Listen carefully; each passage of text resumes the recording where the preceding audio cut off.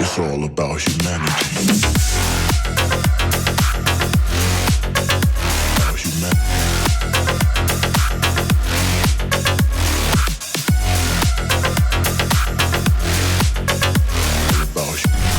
Hello guys, hello YouTube. Welcome to another vlog of Trek Vlog Vlogs.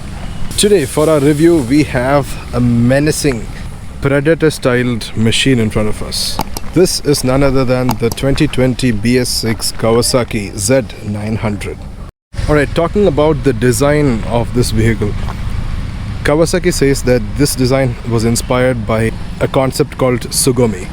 Now Sugumi in Japanese essentially means the stance of a predator waiting to strike on its prey. Now this seems wild and very difficult to achieve in a physical form, but look at what this Japanese company has done in terms of design.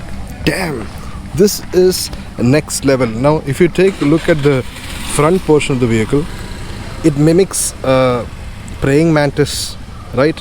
The stance of a praying mantis, and the lights, the LED lights are very mean in nature.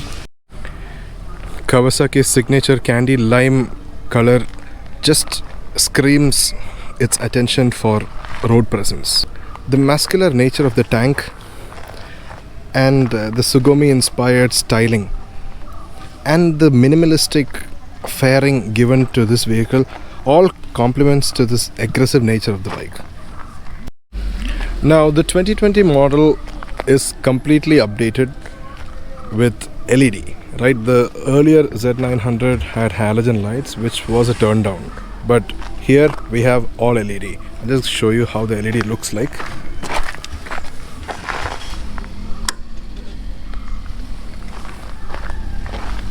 Alright, now this is the daytime running light,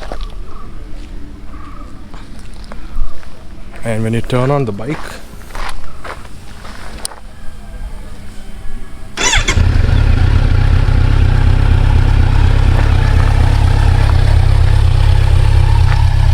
good lord, look at the light on this thing.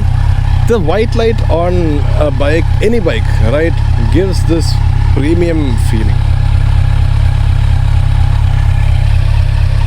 Indicators are also LED, even in the back also. The Z900 has 41 or 42 mm forks. These beefy forks actually gives more riding comfort, but during my riding experience I didn't find much comfort with this. Probably this is just for extra stability. Now if you come down here, we have pedal discs, Nissan calipers. The tires are Dunlop Sport Max 2.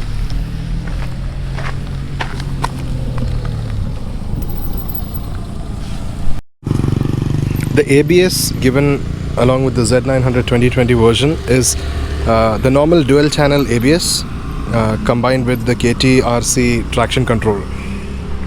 But this does not calculate the lean angle and adjust the ABS. The ABS is just a normal dual channel given to both wheels. As I said in the starting of this video, the fairing is bare minimum. So Kawasaki intended this vehicle to be in its true form.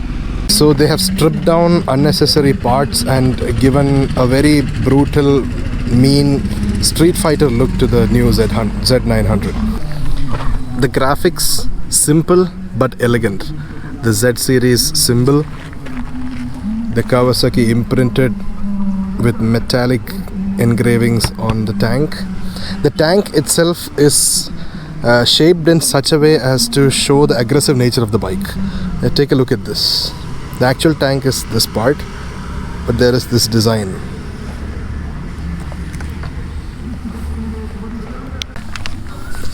What I really like about the new Z900 is the massive ground clearance it gives. The Z900, the previous iteration of the Z900 didn't have this much ground clearance, but even with the catalytic converter, the latest one has ample ground clearance. Very important on Indian roads. Reflectors given right side, center, and on the left side as well. Look at the level of detail given by a company to its bikes. The letter Z is literally lit up in the brake light. It's an absolute beauty when you see it along the road. Right now the lighting is too much for it to be actually seen. It's brilliant. Now the rear side is the actual area where the bike shines. If you keep moving forward from the rear end, you can see how the tank tapers towards the edge and then rises upwards. Talking about the seats, man, I really wish they would have given a better cushioning for the seats, because these seats are really hard, right? I'm not sure what Kawasaki was thinking when they were giving these seats, but probably it's for feeling the road. I don't know, but look, even the pillion seat is rock hard. No way in hell am I going to sit in the pillion seat, because there's no way my area is going to fill this section.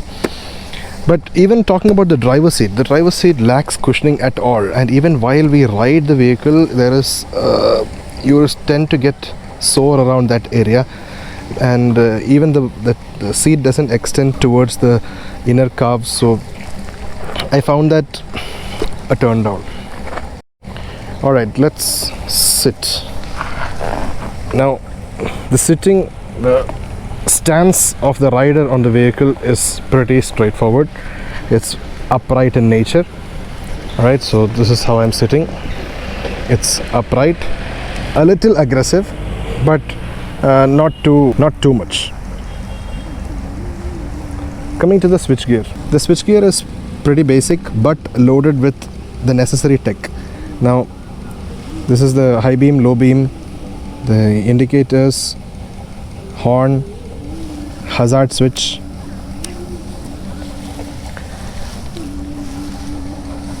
ignition off, on, and the starter. The clutch can be adjusted. The brake lever also can be adjusted. What was not there in the previous iteration of the Z900 is now in the 2020 version. Voila, the Kawasaki TFT screen.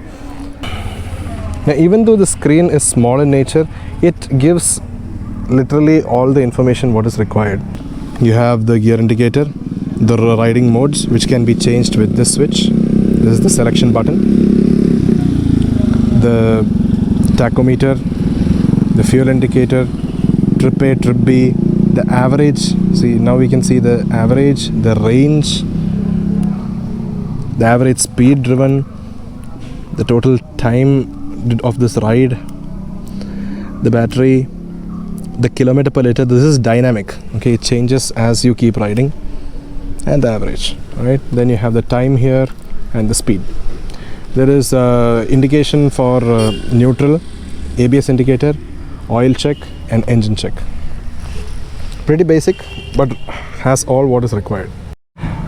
Overall, a lot of thought has gone into the making of the Z900. They might have taken a lot of customer feedback from the previous iterations of Z900 to give for this machine, which is almost 100% if they were perfect in the seating.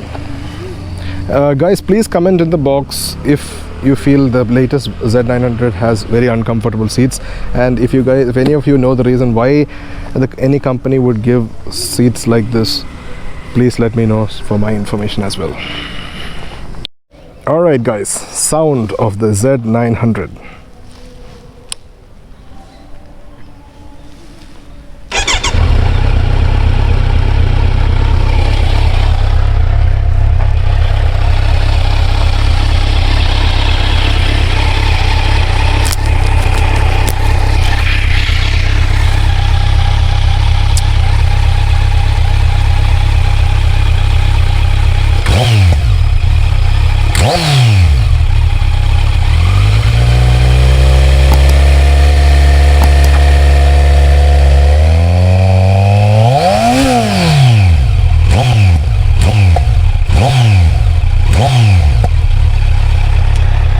Sounds like exhaling and inhaling air. Kawasaki has rightly described it as exhaling or inhaling air.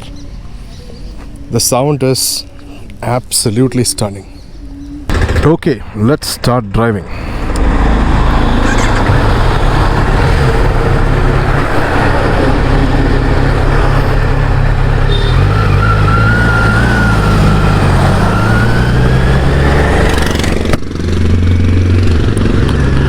Alright, as soon as we sit on the vehicle and start driving, the one thing you can notice is that the seats are hard, right? It's not soft or cushiony. Okay, the seats don't provide much comfort to your backside.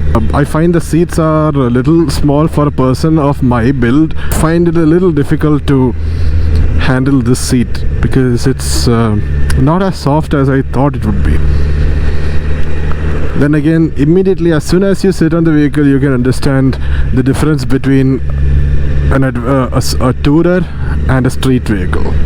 Now this bike is meant to capture the road, to feel every bit of the riding dynamics while you cruise through the tarmac. The speciality about this kind of vehicle is that this does not care about wind resistance. There is no windshield to protect you against wind blast. You know, there is no fairing, there is no aerodynamics such as proper fairing and stuff like that. So what Kawasaki has intended with this type of vehicle, with this genre of vehicle, is pure riding bliss. That's it. Feel you are part of the environment while riding, right? So when you're driving, you can feel the wind blast. As you start driving, you notice how nimble this 948cc vehicle is.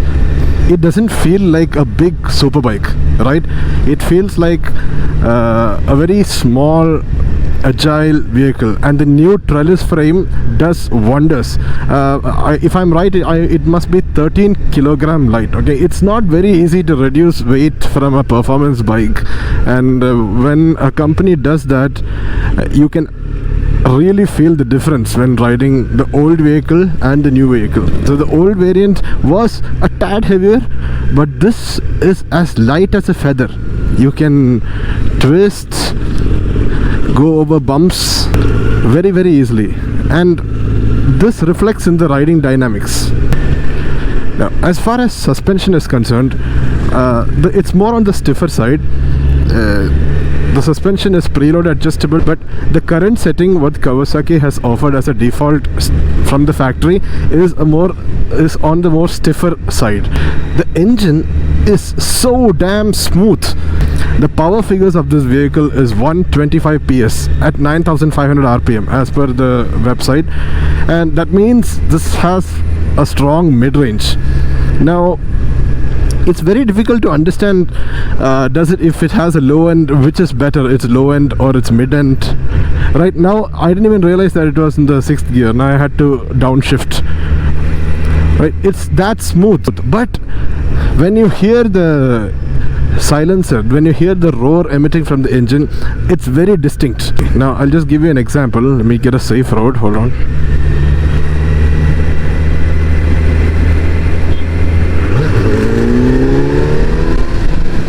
Whoa, look at that. This is true roar, guys.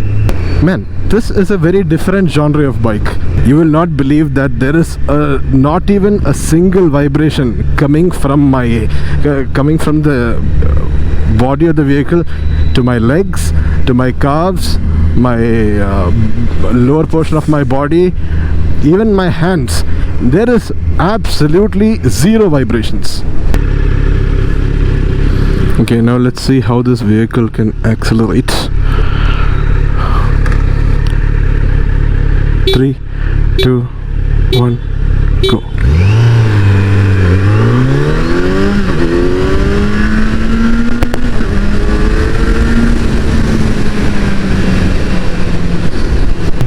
It's so damn scary. Oh, the best part about this vehicle, this packs a hell lot of power and it does not have any body weight. It's so nimble. The body weight of the vehicle will be shown at the right hand side of the screen right now. Just to tell you guys, this power to body ratio is so aptly kept by Kawasaki so that you can enjoy the ride on the road. Alright guys, let's just try that once again.